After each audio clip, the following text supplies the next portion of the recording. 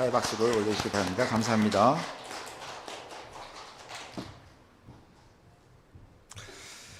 오늘 말씀 보도록 하겠습니다. 오늘 말씀 누가복음 2장 8절부터 14절까지 말씀인데요. 누가복음 2장 8절부터 14절까지 말씀. 우리 쉬운 성경 파워포인트 준비했으니까 우리 함께 교독하도록 하겠습니다. 그 근처 들판에서 목자들이 밤에 양떼를 지키고 있었습니다. 갑자기 이들 앞에 나타났습니다. 주님의 영광이 그들을 둘러비추자 이들은 몹시 두려워하였습니다. 천사가 그들에게 말했습니다. 두려워 마라. 보아라.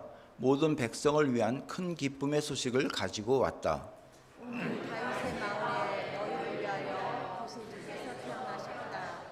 그는 곧 그리스도 주님이시다.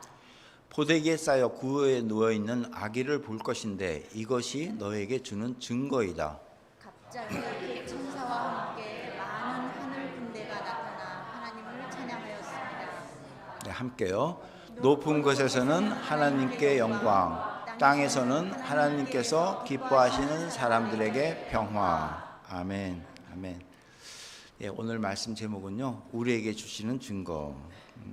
좀 더 길게 얘기하면 하나님께서 우리에게 주시는 증거입니다. 하나님께서. 오늘 본문 여러분들 참 많이 봤죠. 오늘 많이 봤는데 예수님께서 탄생하실 때의 그 상황을 설명한 글입니다.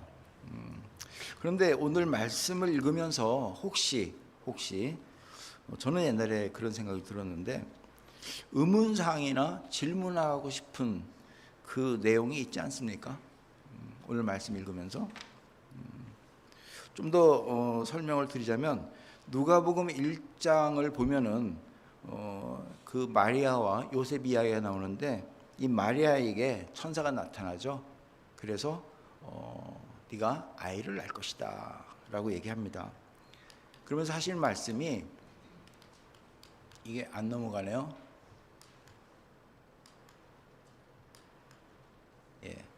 하시는 말씀이 보아라 내가 아이를 임신하게 되어 아들을 낳을 것이다. 너는 그 이름을 예수라고 하여라 라고 하면서 뭐라고 하면 그는 크게 되어 가장 높으신 분의 아들이라고 불릴 것이다. 주 하나님께서 그에게 그의 조상 다윗의 왕자를 주실 것이다 라고 얘기하십니다. 한마디로 그 성령으로 잉태해서 아들을 낳을 건데 예수 그리스도가 난다는 거죠.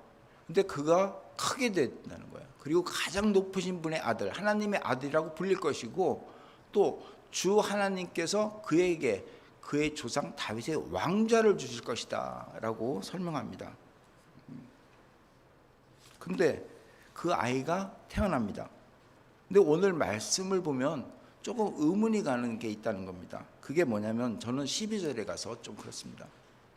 그 왕이 태어나는데 포대기에 쌓여 구유에 누워있는 아기를 볼 것인데 이 포대기 말 그대로 그냥 천을 둘둘둘 말잖아요. 그 다음에 구유 마구간에 있는 어떤 어떻게 보면은 여물통입니다. 여물통 물을 담아서 먹는 가축들이 이렇게 먹잖아요. 여물통 물통인데 거기에 뭐 그 사람이 아니라 동물들이 먹으면서 얼마나 찌꺼기들을 흘리겠습니까? 그럼 지저분하겠죠. 근데 어쨌든 그거를 이제 물을 다 받고 뭐 닦았다 하더라도 그 구유에 누워 있는 아기를 본다. 왕이 태어나는데 포대기에 쌓여서 마구간 구유에 누워 있다. 뭔가 상식적으로 앞뒤가 안 맞는다는 겁니다. 앞으로 만왕이 되실 가장 높으신 분, 하나님의 아들이 이 땅에 태어나는데 강보에 쌓여 포대기에 쌓여서 여물통 거기에 누워 있다는 것. 일반 상식으로 이해가 됩니까? 여러분 이 사람이라면 일생 동안 세 가지 바라는 게 있대요. 적어도 세 가지 바라는 것이 있다. 하나는 뭐냐면 태어날 때의 바람. 그리고 두 번째 인생을 살아가는 결혼할 때의 바람. 그리고 세 번째 이제 생을 마감하면서 죽을 때의 바람. 이런 그 세 가지의 바람이 있는데 어떤 사람은 아주 성대하게 생각할 수도 있고 어떤 사람은 적어도 초라하지는 않게 이것을 좀 잘 거쳤으면 좋겠다 하는 바람이 있어요.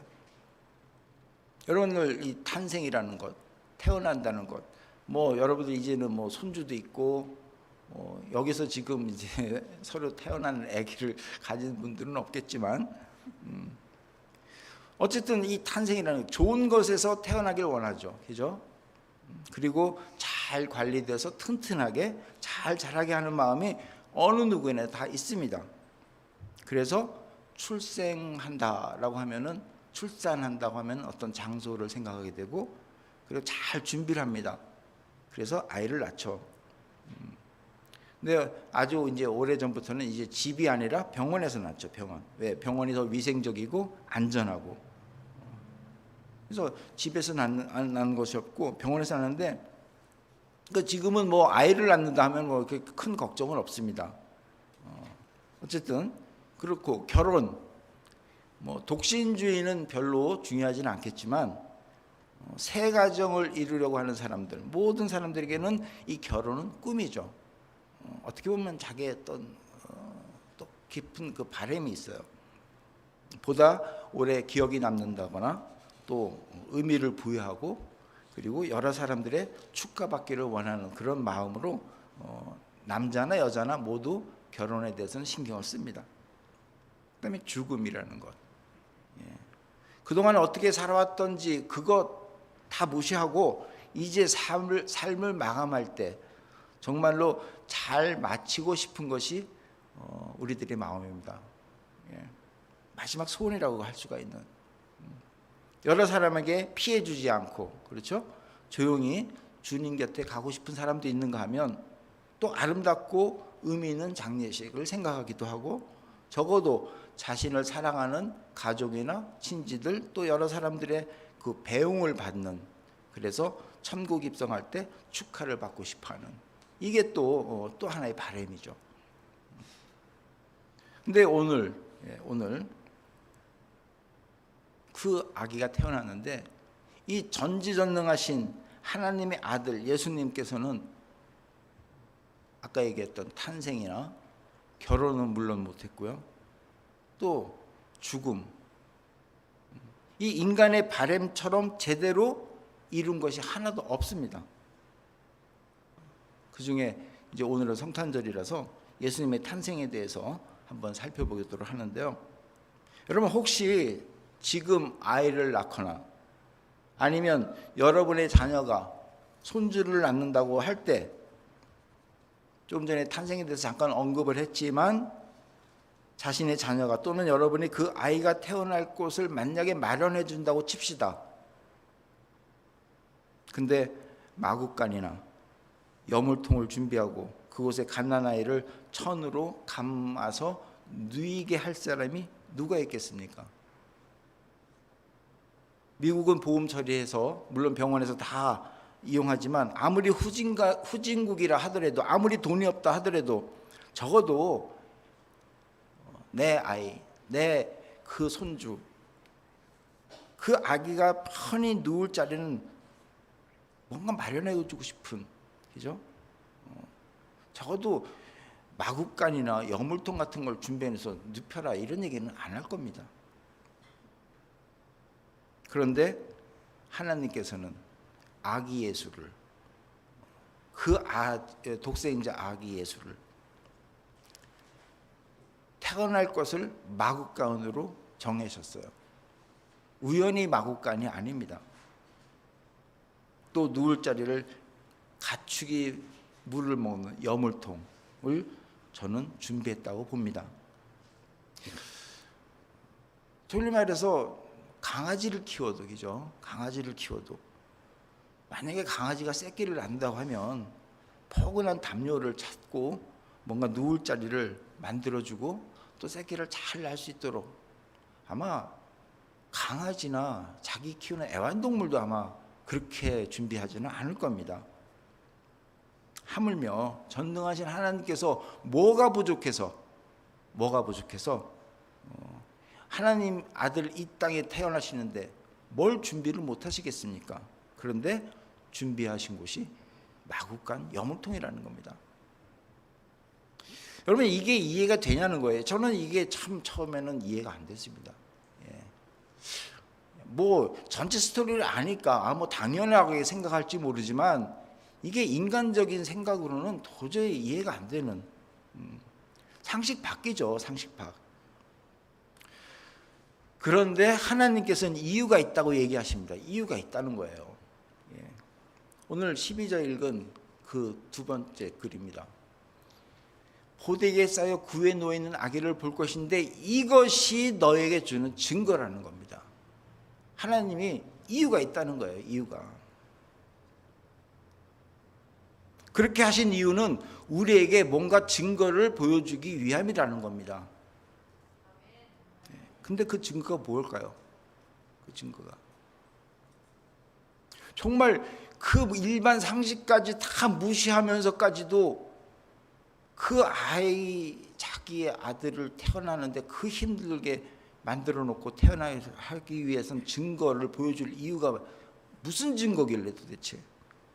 첫 번째는 이스라엘 백성이 그토록 기다려왔던 메시아, 그 메시아를 기다렸던 그 오래전부터 전해진 예언, 이것을 성취하기 위함, 이것을 보여주시기 위함이다라고 얘기합니다.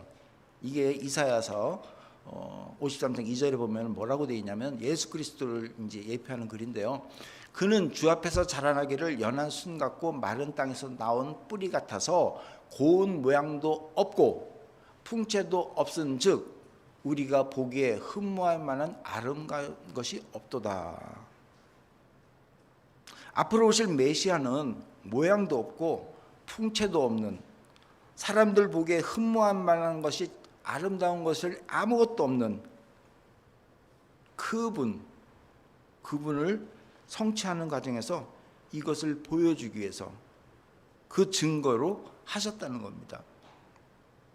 그래서 마구간이라는 장소를 정했다는 겁니다. 근데요, 저는 그런 생각을 해봤어요. 아니, 그래도 그렇지, 그죠?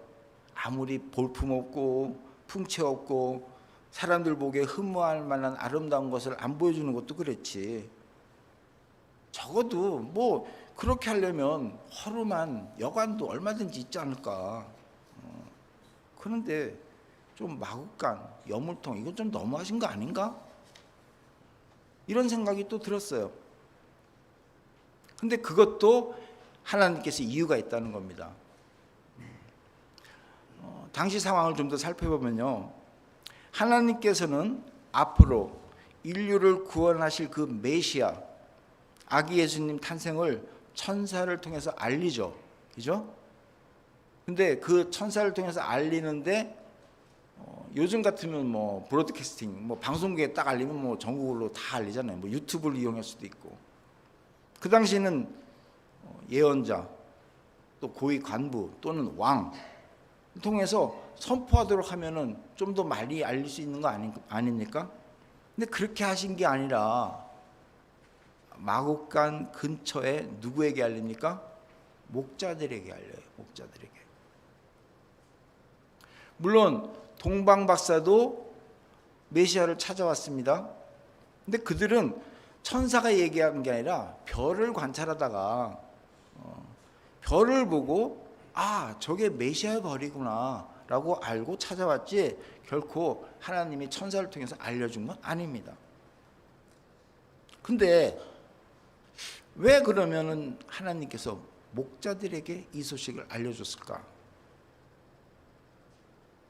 당시 목동들은요, 여러분들 여러 번 얘기를 들었겠지만 아주 비천한 자들의 모습입니다. 오늘날 한국식으로 표현하면 뭐라 그럴까요? 집에서 막일하는 머슴이라 그럴까요? 그래도 머슴은 그래도 좀 뭐 어떤 사람은 고하게 이렇게 볼 수도 있는데, 그 당시에는 이 목자는 아주 비천했어요.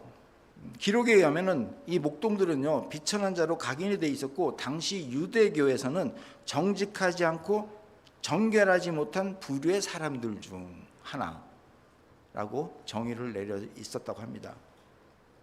그렇기 때문에 이들은 가축이나 양을 치면서 밤에 함부로 여관이나 이런 데를 가지를 못했어요. 업신여긴 자들이 있었기 때문에 그들이 가면 투숙객들이 싫어합니다. 그들은 할 수 없이 들이나 마국간의 한 구석에서 잠을 자거나 쉴 수밖에 없었던 존재들입니다. 아무리 누추한 여관이라도 안 됩니다. 그런데 하나님께서는 그런 목자들에게 메시아 나심을 천사를 통해서 알려주세요. 이거는 많은 신학자들이 이렇게 해석하죠. 하나님의 구속 계획이 어디에까지 있는가를 보여주시기 위함이다.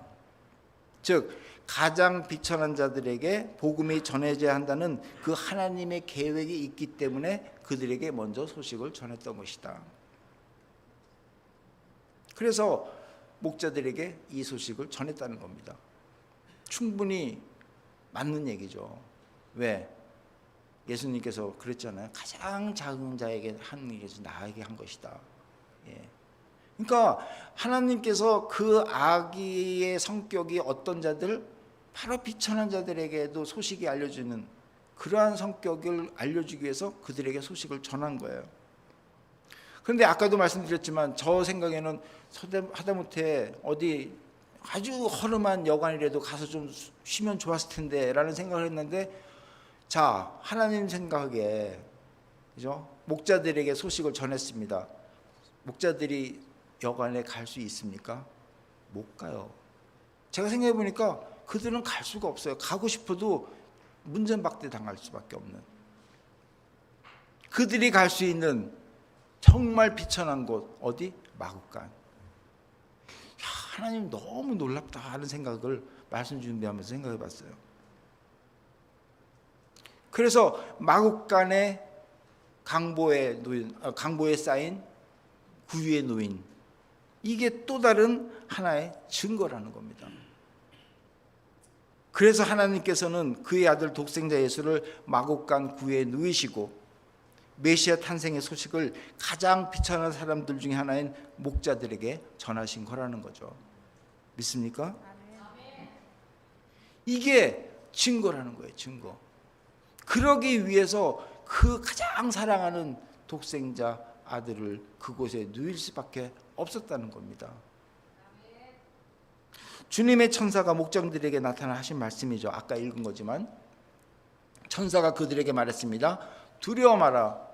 보아라, 모든 백성을 위한 큰 기쁨의 소식을 가지고 왔다. 모든 백성을 위한. 오늘 다윗의 마을에 너희를 위하여, 그렇게 멸시받고 천대받는 그 목자들까지도 그들을 위하여 구세주께서 태어나셨다.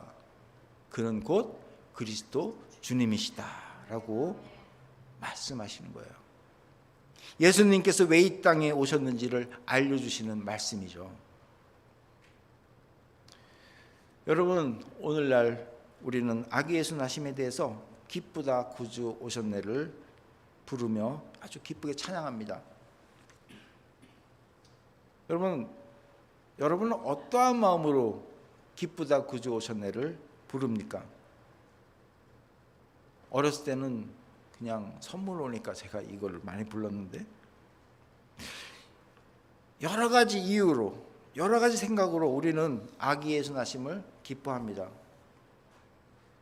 그런데 여기서 우리는 우리의 생각도 좋지만 잊지 말아야 될 것은 하나님의 생각입니다.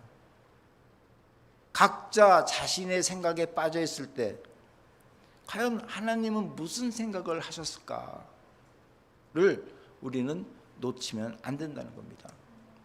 이거는 크리스마스뿐만이 아니라 우리 일상생활에도 마찬가지입니다. 항상 제 생각에 의해서 뭔가 행동에 옮깁니다. 하지만 그 이전에 예수님께서는, 하나님께서는 이것을 어떻게 생각하시고 어떻게 행동하셨을까? 이것을 우리는 결코 놓쳐서는 안 된다는 겁니다. 그것이 바로 하나님의 뜻을 알아가는 방법이죠.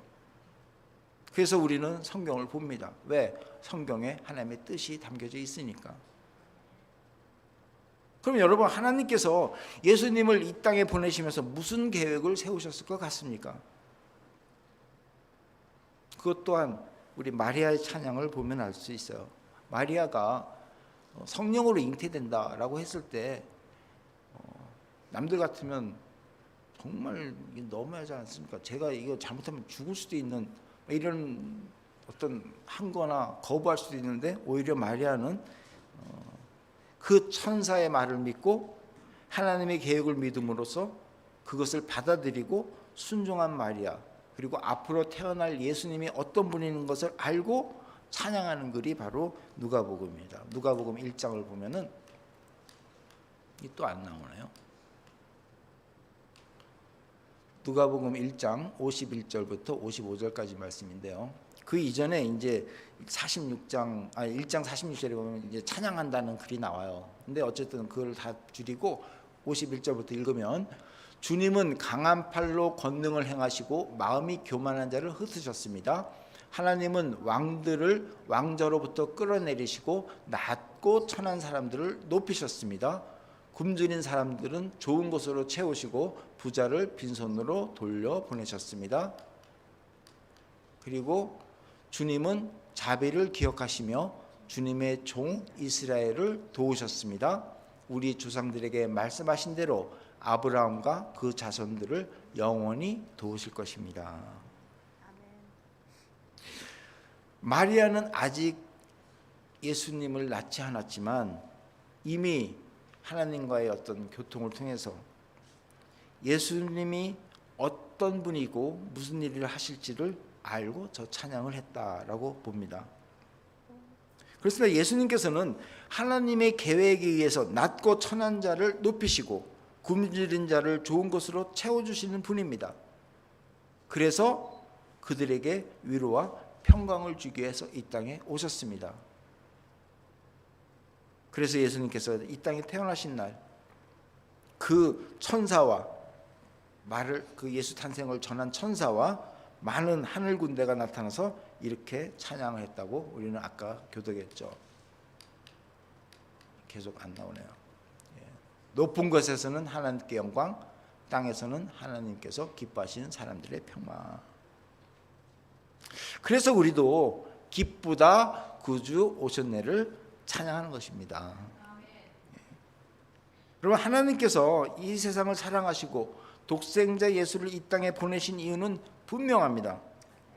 세상 사람들이 하나님의 백성임에도 불구하고 그 인간의 죄 때문에 악한 세력에 억눌려 살고 궁극적으로는 참 자유를 누리지 못하고 있기 때문에, 어떻게 보면은 영원한 죽음의 길로 갈 수밖에 없었기 때문에 갈 곳이 없는 목자와 같은 그런 연약한 자들을 구하려 이 땅에 오신 것입니다.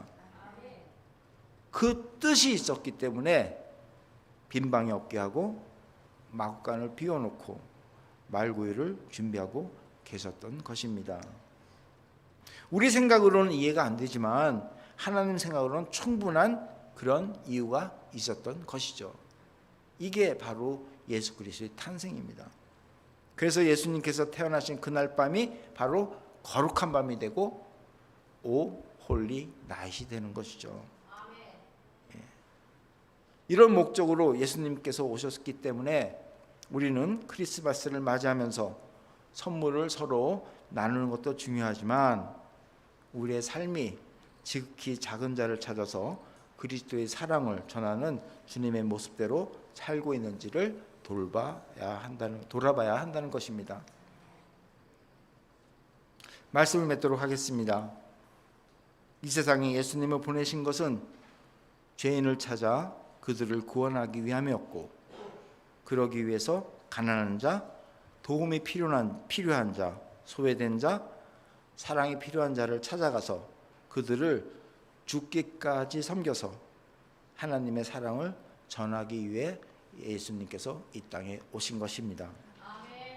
크리스마스를 맞이하면서 하나님의 뜻을 알고 그 뜻을 몸으로 보여주시기 위해 예수님께서 이 땅에 오셨으니까 그가 이 땅에 오심을 기쁨으로 찬송하면서 그 기쁨을 이웃과 함께 나누며 진정한 기쁨의 크리스마스를 맞이하면서 거룩한 날, 거룩한 밤, 홀리데이, 홀리나잇을 맞이하는 우리 모두가 되기를 예수 그리스도 이름으로 부탁드리며 축원합니다.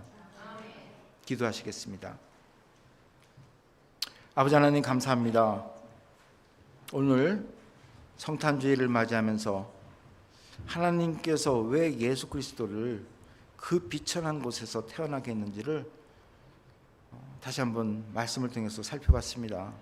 아버지 하나님, 그렇습니다. 주님께서 정말 가장 비천한 곳, 가장 낮은 곳, 가장 작은 자에게 나에게 한 것이 나에게 한 것이라고 하신 그 말씀 따라 우리 또한 예수 그리스도의 탄생함을 기뻐하면서 기념하면서 우리도 주님처럼 주변을 돌아보고 사랑이 필요한 그들을 향해서 그리스도의 사랑을 전할 수 있도록 인도하여 주시옵소서.